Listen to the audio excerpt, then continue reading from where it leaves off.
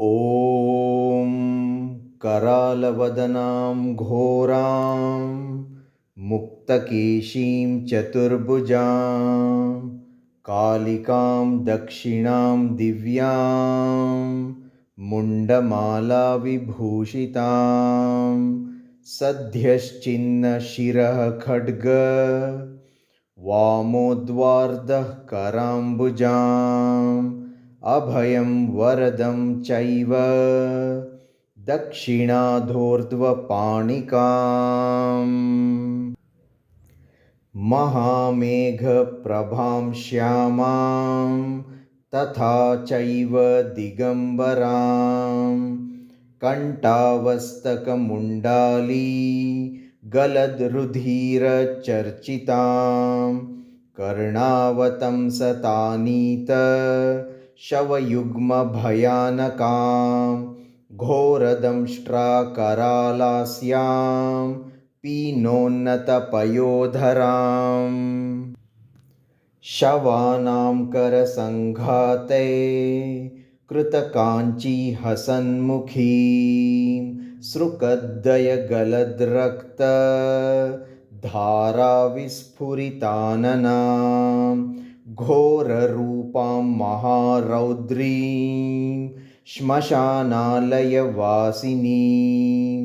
दन्तुरां दक्षिणव्यापी मुक्तलम्बकचोच्छयाम् शवरूपमहादेव हृदयोपरि संस्थितां शिवाभिरघोररूपाभिश्चतुर्दिक्षु समन्वितां महाकालेन सार्धौर्धम्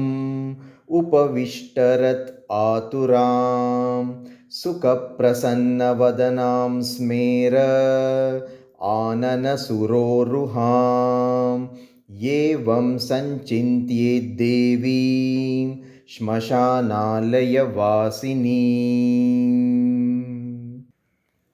श्रीदक्षिणकालीपञ्चपूजा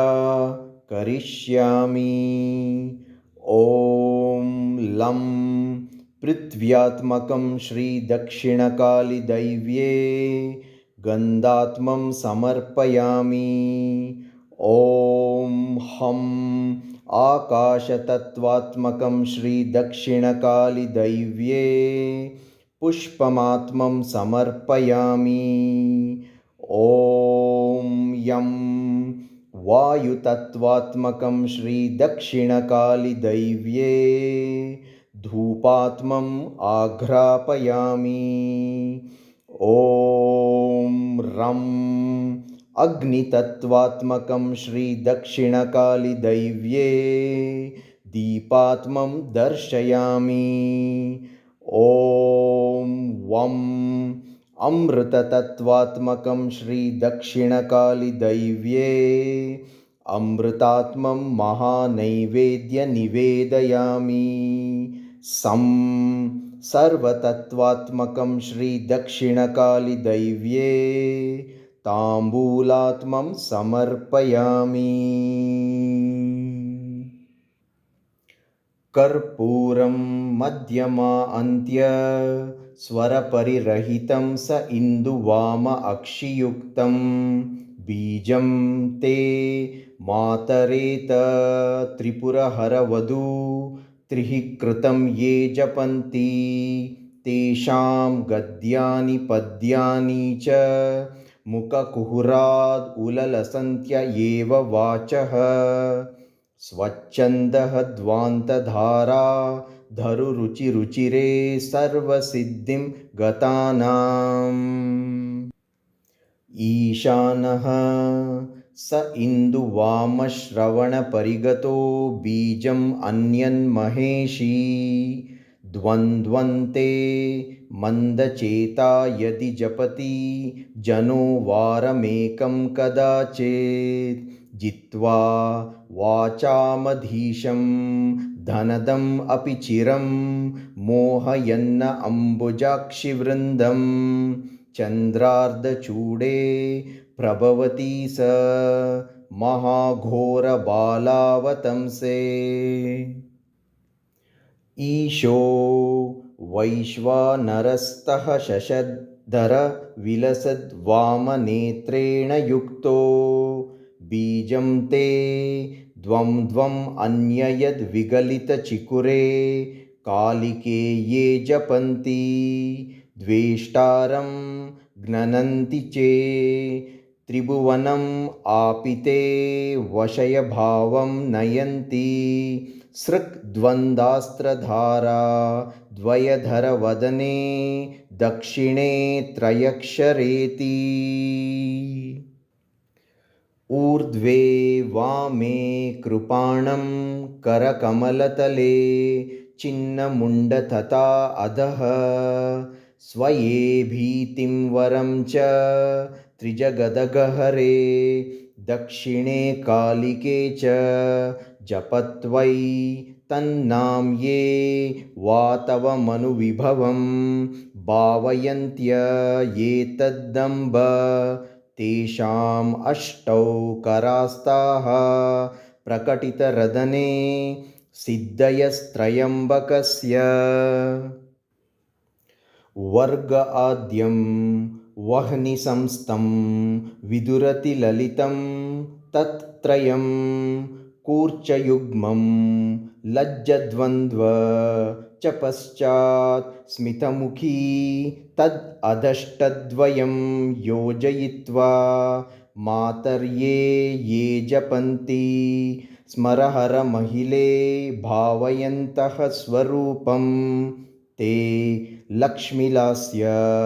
लीलकमलदलदृशः कामरूपा भवन्ति प्रत्येकं वा द्वयं वा त्रयम् अपि च परं बीजम् अत्यन्तगुह्यं त्वन्नाम्ना योजयित्वा सकलम् आपि सदा भावयन्तो जपन्ति तेषां नेत्र अरविन्दे विहरति कमला वक्त्रशुभ्राशु बिम्बे वाग्देवी देवी मुण्डस्रगतिशयलसक्तकण्ठी पीनस्तनाड्डये गतासूनां बाहुप्रकार कृतकञ्ची परिलसन् नितम्बा दिग्वस्त्रां त्रिभुवनविधात्रीं त्रिनयनां श्मशानस्थे तल्पे शवह्यदि महाकालसुरतप्रयुक्तां त्वां ध्यायन् जननि जडचेत आपि कविः शिवाभिः घोराभिः शवनिवहमुण्ड अस्ति निकरैः परं संकीर्णयां प्रकटितचितयां हरवधूं प्रविष्टां सन्तुष्टां उपरि सुरते नातियुवतीं सदा त्वां ध्याययन्ति कच्चिदपि च न तेषां परिभवः वदामस्ते किं वा जननि वयम् उच्चैर्जडधियो न धाता न अपि ईशो हरिरपि न ते वेत्ति परमं तथापि त्वद्भक्तिर्मुखर्यति च अस्माकम् अमिते तद्येतत् क्षयन्तव्यं न खलु पशुरोषः समुचितः समन्ताद् आपीनस्तनजगनधृगयौवनवती रत आसक्तो नत्कं यदि जपति भक्तस्तव मनं विवासस्त्वां ध्यायन् गलितचिकुरिस्तस्य वशगाः समस्ताः सिद्धौघा भुवि चिरतरं जीवति कविः समाह सुस्थिभूते जपति विपरीतां यदि सदा विचिन्त्य त्वां ध्यायन् अतिशयमहाकालसुरतां तदा तस्य क्षोणितलविहरमाणस्य विदुषः कराम्भोजे वश्या पुरहरवधू सिद्धिनिवहाः प्रसूते संसारजननी भवती पालयती च समस्तं क्षित्यादिप्रलयसमये संहरति च अतस्त्वं धातासि त्रिभुवनपतिः श्रीपतिरपि महेशोऽपि प्रायः सकलम् अपि किं स्तौमि भवतीम् अनेके सेवन्ते भवदधिकगीर्वाणनिवहान् विमूढास्ते मातः किम् अपि नहि जानन्ति परमं समाराध्याम् आद्यां त्वां हरिहरविरिञ्च आदिविबुधैः प्रपन्नोऽस्मि स्वैरं रतिरसमः आनन्दनिरताम् धरित्री कीलालं शुचिर आपि समीरो आपि गगनं त्वं एका कल्याणी गिरीशरमणी काली सकलं स्तुतिः का ते मातार्निजकरुणया मामगतिकं प्रसन्नां त्वं भूया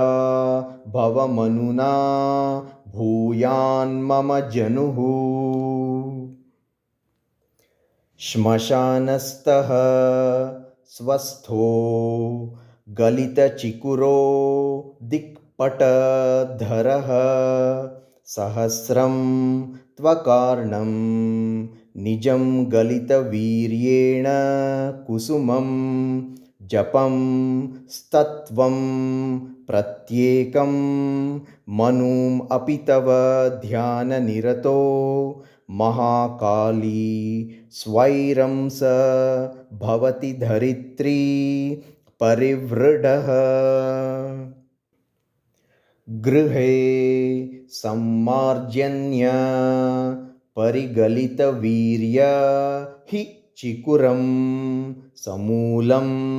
मध्याह्ने वितरति चितयां कुजदिने सुमुच्चार्य प्रेम्णा मनुम् अपि सकृतकाली सततं गज आरूढो याति क्षितिपरिवृढः सत्कविवरः स्वपुष्पैर आकीर्णं कुसुमधनुषो मन्दिरमहो पूरो ध्यायन् यदि जपति भक्तस्तवमनुं स गन्धर्वश्रेणिपतिरपि कवित्व नदीनः पर्यन्ते परमपदलीनः प्रभवति त्रिपञ्चारे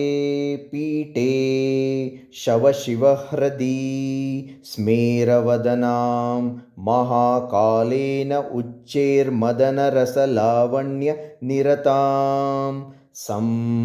आसक्तो नत्कं स्वयम् अपि रत् आनन्दनिरतो जनो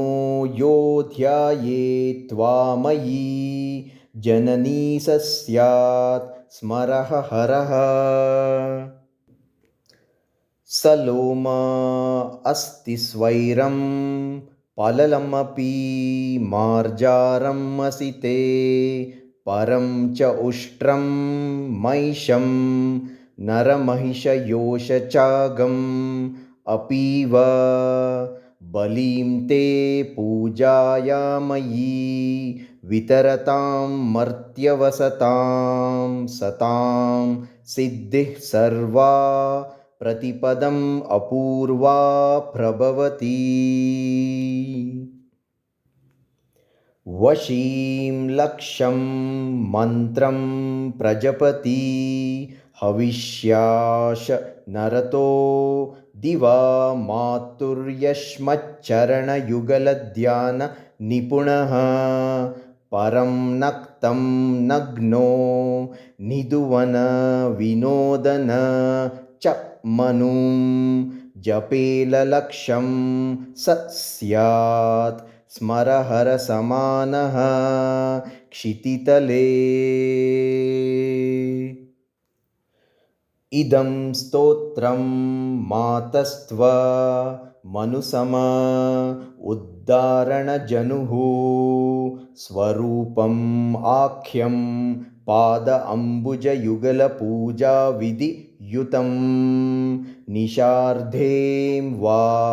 पूजासमयम् अधि वा यस्तु पठति प्रलापस्तस्य अपि प्रसरति कवित्व अमृतरसः। कुरङ्गाक्षिवृन्दं तम् अनुसरति प्रेमतरलं वशस्तस्य क्षोणिपतिर् अपि कुबेरप्रतिनिधिः रिपुः कारागारं कलयति च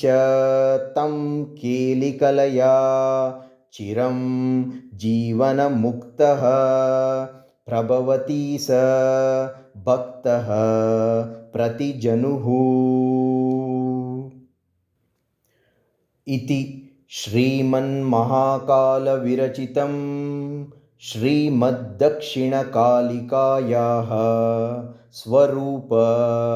आख्यं श्रीकर्पूरादिस्तोत्रं सम्पूर्णम्।